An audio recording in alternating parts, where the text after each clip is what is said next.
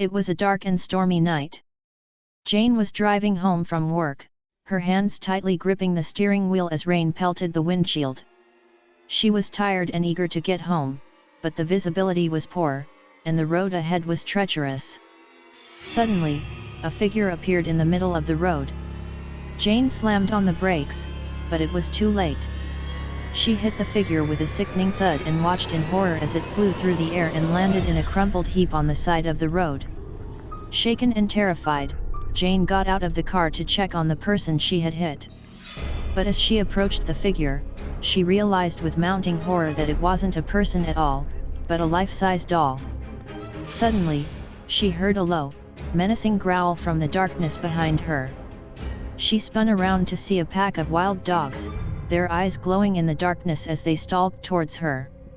Jane screamed and ran back to her car, fumbling for the keys as the dogs closed in. Just as she thought all was lost, she managed to get inside and lock the doors. But the dogs weren't deterred. They clawed at the windows, snarling and snapping, trying to get inside. Jane was trapped, her heart pounding in her chest as the dogs circled the car. And then, just as suddenly as they had appeared, they vanished into the darkness. Jane sat there in the car, shaking and terrified, until the storm finally passed. When she finally got home, she couldn't shake the feeling that something was watching her, following her every move. And she was right.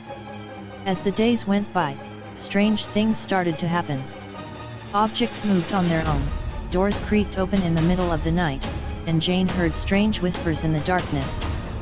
She tried to convince herself it was just her imagination, but deep down, she knew something was very, very wrong. Finally, one night, she saw it. A dark, shadowy figure, lurking in the corner of her bedroom. She tried to scream, but no sound would come out. And then the figure vanished, leaving behind only the faint scent of sulfur and a sense of deep, foreboding dread. Jane knew then that she wasn't alone in her house. And that whatever was there with her, it wasn't friendly.